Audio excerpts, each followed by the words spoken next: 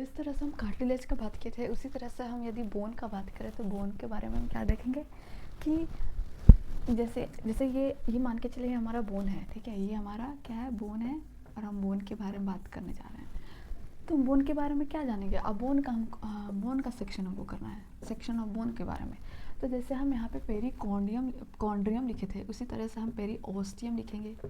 Ostium, क्यों पेरीकॉन्ड्रियम, क्योंकि cartilage के कवरिंग को हम पेरीकॉन्ड्रियम कहते हैं और बोन के कवरिंग को हम पेरीओस्टियम कहेंगे। लेकिन बोन वाले में क्या होता है ना, बोन वाले में क्या होता है कि उसका जो सेल होता है वो इस तरह से, मतलब जैसे एक ल्यूकेनाई में एक या एक से ज़्यादा कॉन्ड्रोसाइट सेल प्रेजेंट होता है। लेकिन जो बोन है उसमें कैसे प्रेजेंट होता है, उसमें लेमिलाई प्रेजेंट होता है, ring like structure, which is, इसको हम क्या कहते हैं, ये रिंग लाइक स्ट्रक्चर जो है ना उसमें मैट्रिक्स नहीं होता है ऑस्टियोसाइट वाले सेल में, लेकिन बोन में मैट्रिक्स नहीं होता है। तो उसमें जो इसका मैट्रिक्स भी होता है लेकिन सॉलिड होता है, लेकिन इसका जो मैट्रिक्स था वो कैसा था, फ्लूइड जैसा, मतलब पूरा फ्लूइड था। लेकिन इसका जो मैट्रिक्स होगा वो रिंग लाइक स्ट्रक्चर में प्रेजेंट होगा, वो रिंग में प्रेजेंट होगा। और इसका जो सेल है विच इज़ अ ऑस्टियोसाइट, वो ऑस्टियोसाइट एक ऑस्टियोसाइट में, मतलब एक ल्यूकेनाई में एक ऑस्टियोसाइट प्रेजेंट होता है, एक ल्यूकेनाई में एक ऑस्टियोसाइट प्रेजेंट होता है, एक ल्यूकेनाई में एक ऑस्टियोसाइट प्रेजेंट होता है। और इसको हम लेमिलाई कहते हैं, क्या कहते हैं, लेमिलाई, ठीक है। और इसको हम क्या कहेंगे, ल्यूकेनाई, और इसको हम क्या कहेंगे, ऑस्टियोसाइट सेल, जो कि बोन के सेल को हम ऑस्टियोसाइट कहते हैं और कार्टिलेज के सेल को हम कॉन्ड्रोसाइट सेल कहते हैं, ठीक है। और ये जो बीच वाला दिख रहा है ना उसको हम क्या कहते हैं, इसको हेवर्शियन कनाल कहते हैं। हेवर्शियन कनाल में क्या होता है ना, हेवर्शियन कनाल में इसमें ब्लड वेसल्स दिखते हैं। यदि हम किसी चीज़ को यदि हम इसी का बात करें तो इसको हम यदि बीच से काट दे तो इसको हम ऊपर से देखेंगे तो कैसा दिखेगा, गोल गोल सा स्ट्रक्चर दिखेगा ना। तो ये भी क्या है, उसका हम सेक्शन किए हैं बीच से, और इसके बीच की इधर वाले पार्ट को हम ये क्या, ब्लड वेसल्स दिखाया है, यहाँ पे ब्लड वेसल्स दिखता है। उसके बाद हम बात करें तो इसमें ना इलास्टिन प्रोटीन, इसमें कोलेजिन प्रोटीन होते हैं, कोलेजिन फाइबर होते हैं। तो कोलेजिन का क्या काम होता है, स्ट्रेंथ में मदद होता है, और स्ट्रेंथ बोन को ही ज़रूरत होता है। तो इसमें कोलेजिन होते हैं, और इस तरह का जो सेल होता है ना, इसको यदि हम बोन के में बात करें तो ऑस्टियोब्लास्ट कहते हैं। ऑस्टियोब्लास्ट में इमेच्योर सेल है, लेकिन ऑस्टियोसाइट मैच्योर सेल इसको कहते हैं, ऑस्टियोसाइट को। और इसमें कोलेजिन फाइबर प्रेजेंट होते हैं, और जो मैट्रिक्स होता है वो रिंग लाइक स्ट्रक्चर में प्रेजेंट होते हैं, और एक ल्यूकेनाई में एक ही ऑस्टियोसाइट सेल प्रेजेंट होते हैं। फिर हेवर्शियन कनाल भी होता है। अच्छा, यदि हम बोन का बात करें ना तो ये बोन जो है, ये हम यदि इसका हम बात करें तो इसको हम जानते हैं क्या कहते हैं, इसको हम रेड बोन मैरो कहते हैं। क्या कहते हैं इसको हम, red bone marrow, red bone marrow, red bone marrow. और इसको हम क्या कहते हैं, yellow bone marrow, yellow bone marrow. और इस वाले चीज़ को भी हम लोग रेड बोन मैरो कहते हैं। अच्छा, रेड बोन मैरो का काम क्या है, ये जो साइट है, this is the site of the production of all blood cell. जितने भी ब्लड सेल हैं, सारे ब्लड सेल जो होते हैं वो रेड बोन मैरो से ही प्रोडक्शन होता है। तो हम इसके बारे में क्या लिखेंगे, this is the site of production of all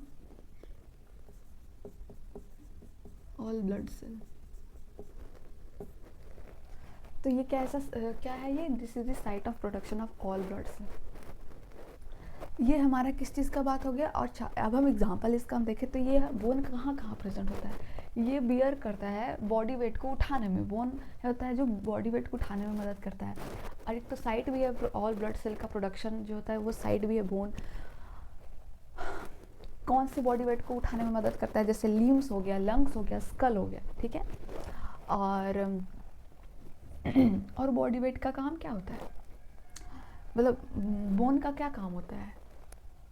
अच्छा, ये जो बोन होता है ना, इसमें सबसे ज़्यादा जो प्रेजेंट होता है कौन सा, कैल्शियम फॉस्फेट प्रेजेंट होता है मैक्सिमम में।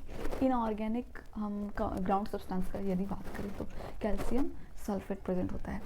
अब हम मसल्स के बारे में जानते हैं कि मसल्स के बारे में हम क्या बता सकते हैं। तो मसल जो है, पहली बात, जो मसल है उसके पास टोटल मसल कितने होते हैं? 639 मसल होते हैं। कितने मसल होते हैं? मसल जो होता है 639 मसल्स होते हैं टोटल। अच्छा, और जो मसल जो वेट है वो किस वजह से होता है? जो बॉडी का वेट है वो 30 से 40% की यदि हम बात करें तो जो बॉडी का वेट है वो ड्यू टू दी मसल्स की वजह से 30 से 40% हमारे जो बॉडी का वेट है वो मसल के वजह से है। और यदि हम मसल का प्रॉपर्टी देखें तो मसल का प्रॉपर्टी के बारे में हम क्या क्या जान सकते हैं? पहला तो ये कॉन्ट्रैक्टिबिलिटी मतलब ये इसको हम कॉन्ट्रैक्ट कर सकते हैं, ठीक है। फिर हम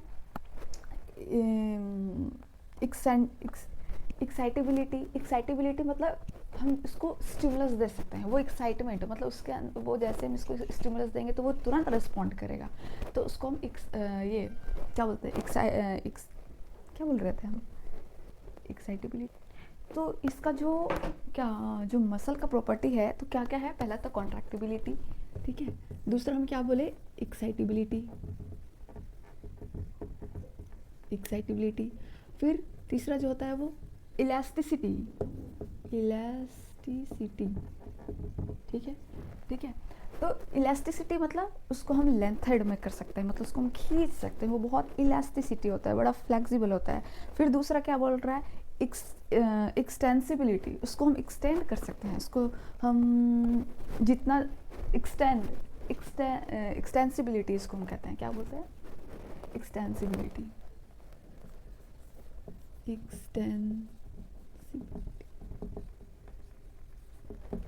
कॉन्ट्रैक्टिबिलिटी हो गया, एक्साइटेबिलिटी हो गया, इलास्टिसिटी हो गया, एक्सटेंसिबिलिटी हो गया। तो ये हमारा क्या हुआ? मसल का प्रॉपर्टी हुआ।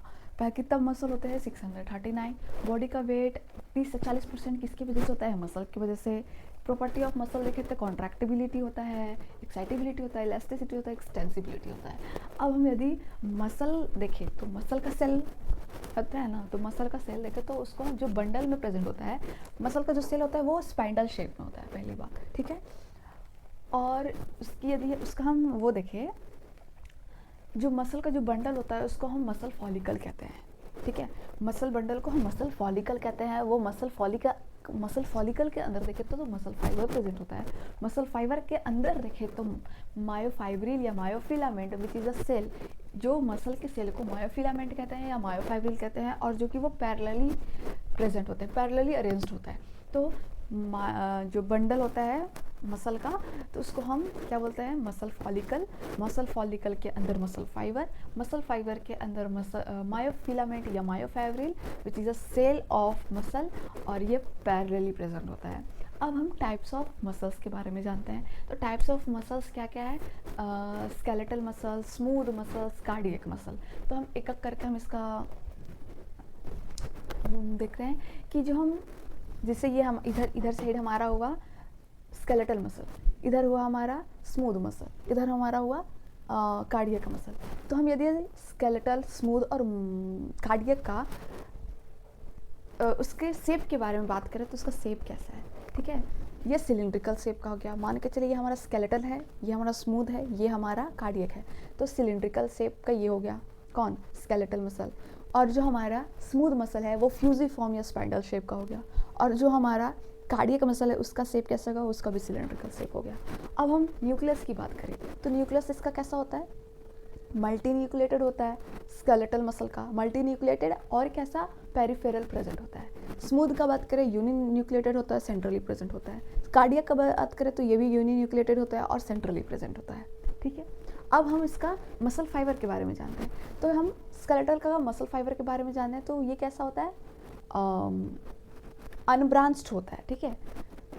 और यदि हम इसका स्मूथ मसल का फाइबर का बात करें तो ये भी अनब्रांच्ड होता है। कार्डियक मसल का बात करें तो ये ब्रांच्ड होता है, ठीक है।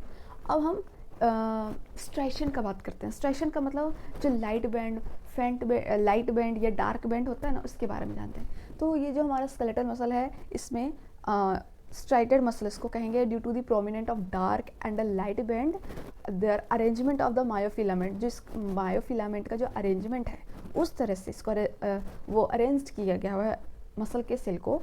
तो dark the prominent of dark and light band मतलब स्ट्रेशन है इसमें। स्मूथ मसल में नो स्ट्रेशन, इसमें कोई स्ट्रेशन नहीं है। कार्डियक मसल में लाइट बैंड है लेकिन तब भी उसको हम क्या कहेंगे, फेंट बैंड है लेकिन तब भी उसको हम स्ट्रेशन मसल कहेंगे, ठीक है। अब हम बात करते हैं कि वॉलेंट्री इनवॉलेंट्री का। वॉलेंट्री मसल है इसको, if you think able to contract it, यदि तुम सोच रहे हैं कि हमको इसको कॉन्ट्रैक्ट करना है तो तुम कॉन्ट्रैक्ट कर सकते हो, ठीक है। तो ये वॉलेंट्री मसल हो गया, स्केलेटल मसल। और यदि हम स्मूथ मसल का बात करें तो ये इनवॉलेंट्री हो गया। ये किस पे डिपेंड है, न्यूरल कंट्रोल पे, ये न्यूरल कंट्रोल इसको कंट्रोल करेगा, ठीक है। इनवॉलेंट्री कार्डियक मसल की भी बात करें तो ये इनवॉलेंट्री होता है। ये भी किस पे डिपेंड है, ये न्यूरल इसको कंट्रोल करेगा, नर्वस सिस्टम इसको कंट्रोल करेगा। फिर हम इसके कॉन्ट्रैक्शन की बात करें तो ये जो हम स्केलेटल मसल है ये फास्ट कॉन्ट्रैक्ट करेगा, स्मूथ मसल स्लो कॉन्ट्रैक्ट करेगा, और ये जो कार्डियक मसल है ये फास्टेस्ट कॉन्ट्रैक्ट करेगा, बहुत जल्दी, क्योंकि ये कार्डियक मसल है। कार्डियक मसल कहाँ प्रेजेंट होता है, हमारे हार्ट में कार्डियक मसल प्रेजेंट होता है। और हार्ट का पंपिंग ऑफ ब्लड मदद किस में करता है, पंपिंग ऑफ ब्लड में। तो जितना जल्दी तो ये बहुत जल्दी कॉन्ट्रैक्ट कर रहा है ना, लब डब मतलब हमारे जो दिल का धड़कन का जो वो होता है ना, जो ओपन जो बोलते हैं ना कि धक धक करता है, तो इसमें क्या हो रहा है, ब्लड का वो हो रहा है, पंपिंग हो रहा है, इसलिए वो आवाज़ करता है हमारा हार्ट। तो इस चीज़ को कॉन्ट्रैक्ट रिलैक्स करने में तो बहुत टाइम लगता है, बहुत जल्दी करना पड़ता है ये सब चीज़। तो ये फास्टेस्ट कॉन्ट्रैक्शन हो गया। अच्छा, हम फटिग का बात करें, मतलब थकता कौन है ज़्यादा, तो ये इजीली फटिग हो जाएगा स्केलेटल मसल। स्मूथ मसल क्या होता है, स्मूथ मसल स्लो फटिग मतलब धीरे थकता है। और ये cardiac muscle never get fatigue, यदि ये थक गया ना तो फिर तुम भी थक जाओगे। ये थकता नहीं है, ये रुकता भी नहीं है, इसका जो काम है वो करते रहता है। तो जो स्मूथ मसल कार्डियक मसल है तो नेवर गेट फटिग। अब हम ब्लड सप्लाई का बात करें तो रिच ब्लड सप्लाई, इसमें उतना अमाउंट में ब्लड सप्लाई हो जाता है, ठीक है। यदि हम स्मूथ मसल का बात करें तो लेस ब्लड सप्लाई। यदि हम इसका बात करें कार्डियक मसल का अबंडेंट ब्लड सप्लाई, बहुत ज़्यादा ब्लड सप्लाई इसको होता है, ठीक है। अब हम इंटरकैलेटेड डिस्क का बात करते हैं, इसमें नो इंटरकैलेटेड डिस्क, स्केलेटल में, स्मूथ में नो इंटरकैलेटेड डिस्क, कार्डियक में इंटरकैलेटेड डिस्क का। इंटरकैलेटेड डिस्क एक टाइप ऑफ जंक्शन, किसका junction, gap junction and adhering junction, ये दोनों इसमें जंक्शन मिला हुआ है, तो इसको इंटरकैलेटेड डिस्क कहते हैं। तो अब हम एग्जांपल देखें तो ये जो स्केलेटल मसल है वो बाइसेप्स हो गया, ट्राइसेप्स हो गया, हमारे फेशियल मसल हो गया। यदि हम स्मूथ मसल का बात करें तो हमारा वॉल ऑफ इंटेस्टाइन हो गया, ब्लड वेसल हो गया, है ना, स्टमक हो गया, तो ये स्केलेटल मसल इसमें प्रेजेंट होता है। यदि हम कार्डियक मसल का बात करें तो cardiac muscle only in heart में प्रेजेंट होता है। कहाँ प्रेजेंट होता है, सिर्फ हमारे हार्ट में प्रेजेंट होता है कार्डियक मसल, और ऐसा कुछ तो है नहीं मसल्स के बारे में। अब हम न्यूरॉन्स की बात करें तो न्यूरॉन के बारे में क्या, इसमें दो पार्ट होता है, एक न्यूरॉन, ठीक है, एक न्यूरोग्लियल सेल। तो न्यूरॉन क्या क्या करता है, एक तो लॉन्गेस्ट सेल है हमारे बॉडी का, ठीक है, longest cell of our body. फिर उसके बाद हम क्या कह सकते हैं इसके बारे में कि structural and functional unit of neuron इसको कहते हैं। ये कंडक्शन भी शो करता है, ठीक है, ये एक्साइटेशन भी दिखाता है, मतलब यदि हम इसको स्टिमुलाई करते हैं तो वो रिस्पॉन्ड भी करेगा, ठीक है। तो न्यूरॉन क्या करता है, ये इतना काम करता है, कंडक्शन मतलब फ्लो ऑफ करंट भी फ्लो करवा सकता है ये और एक्साइटेशन भी दिखा सकता है। हम न्यूरोग्लियल सेल का बात करें तो ये सबसे ज़्यादा जो हमारे न्यूरॉन है, इसमें न्यूरॉन का सबसे ज़्यादा जो अमाउंट है वो हमारा न्यूरोग्लियल सेल ही प्रेजेंट होता है। 40 से 50% जो होता है ना, वो हमारा जो वॉल्यूम होता है न्यूरॉन का, वो सबसे ज़्यादा न्यूरोग्लियल सेल जमा के रखता है उस जगह का, न्यूरॉन के जगह को, ठीक है। अब ये क्या करता है कि ये कोई एक्साइटेशन नहीं दिखाता है, no excitation, no any conduction, no show any conduction. ये इसका जो काम है ये पैकेजिंग एंड सपोर्ट करने में मदद करता है न्यूरोग्लियल सेल। कोई चीज़ है उसको पैक करने में, उसको सपोर्ट करने में न्यूरोग्लियल सेल मदद करता है। और हम इसका बात करें तो इसका 3 पार्ट होता है, which is a cell body, फिर एक्सॉन, फिर डेंड्राइट, ऐसे ही क्या, एक सेकेंड। हाँ, जो हमारा न्यूरॉन है उसका 3 पार्ट है। पहला तो एक्सॉन बोलो, नहीं, पहला सेल बॉडी बोलो, ये पेरिकैरियन बोलो, ठीक है। उसके बाद सोमा भी बोल सकते हो, ठीक है, सोमा। उसके बाद हमारा एक्सॉन आता है, उसके बाद हमारा डेंड्राइट आता है। तो ये 3 पार्ट्स हो गए। अब इसमें एक मीजल ग्रेन्यूल है जो कि वो कौन सीक्रेट करता है, साइटोन सीक्रेट करता है, ठीक है। साइटोन में जाके वो एक तरह से वो मिल जाता है, वो एक डेंड्राइट मतलब उसको करता है वो सीक्रेट। तो साइटो नीजल ग्रेन्यूल जो होता है वो आरईआर होते हैं और उसमें राइबोसोम होते हैं। राइबोसोम क्या करता है, हेल्प इन प्रोटीन सिंथेसिस में मदद करता है। और आरईआर का क्या काम है, रफ एंडोप्लाज्मिक रेटिकुलम। और इसका हम एक पॉइंट देखें तो यदि न्यूरॉन्स में माइलिन प्रेजेंट हो, ठीक है, माइलिन से कवर किया हो तो उसको हम माइलिनेटेड न्यूरॉन कहेंगे। यदि वो विदाउट माइलिन हो, मतलब माइलिन प्रेजेंट ना हो, माइलिन से कवर ना किया हो, तो अनमाइलिनेटेड या नॉन माइलिनेटेड उसको हम कह देंगे। ठीक है, दो न्यूरॉन के गैप को हम साइनेप्स कहते हैं। ठीक है, the junction of between two neuron which is called synapse, क्या कहेंगे हम उसको, साइनेप्स कहेंगे। और हम इसके बारे में क्या बता सकते हैं न्यूरॉन्स के बारे में कि हाँ, कि जो न्यूरॉन है वो न्यूरॉन कैन पास इंफॉर्मेशन, जो न्यूरॉन है वो इंफॉर्मेशन कहाँ कहाँ पास कर सकता है, न्यूरॉन के पास, मसल के पास, ग्लैंड के पास। अच्छा, कोई चीज़ भी होता है तो कैसे हम लोग रिस्पॉन्ड करते हैं, यदि हम कोई गर्म चीज़ रखा हुआ तो हम छूते हैं फिर हटाते हैं, तो एक तरह से वो क्या हुआ, मसल का काम हुआ ना। तो ये जो न्यूरॉन है वो कहाँ कहाँ जाता है, जो न्यूरॉन है वो पास इंफॉर्मेशन को पास कहाँ कहाँ करता है, तो हो गया न्यूरॉन में, मसल में, फिर ग्लैंड में। न्यूरोट्रांसमीटर जो है वो हम एक्साइटेशन बोल सकते हैं, एक्साइटेटरी कह सकते हैं, काउज एक्साइटेशन काउज करने वालों को हम एक्साइटेशन भी कहते हैं, विच इज़ अ न्यूरोट्रांसमीटर, मदद करता है। मतलब एक तरह का क्या है ये, एक तरह से हम इसको करंट बता सकते हैं कि एक तरह का फ्लो ऑफ करंट, न्यूरोट्रांसमीटर। ठीक है ना, वो एक साइनेप्स होता है ना, तो वो साइनेप्स जो होता है ना, वो साइनेप्स क्या सीक्रेट करता है, न्यूरोट्रांसमीटर। ठीक है, तो एक्साइटेशन में कैन बी एक्साइटेटरी, मतलब एक्साइट मतलब इसको हम स्टिमुलस दे सकते हैं, न्यूरोट्रांसमीटर का काम ही ये होता है। ठीक है, उसके बाद हमारा ये चैप्टर ख़त्म हुआ, the structure organisation in animal. तो इसमें हम 4 टॉपिक्स के बारे में देखे थे, एपिथेलियम टिश्यू, कनेक्टिव टिश्यू और मस्कुलर टिश्यू, न्यूरल टिश्यू। इसको हम एक समराइज वे में हम देखेंगे अगले वाले वीडियो में। उसके बाद हम देखते हैं क्या पढ़ते हैं क्या नहीं पढ़ते हैं।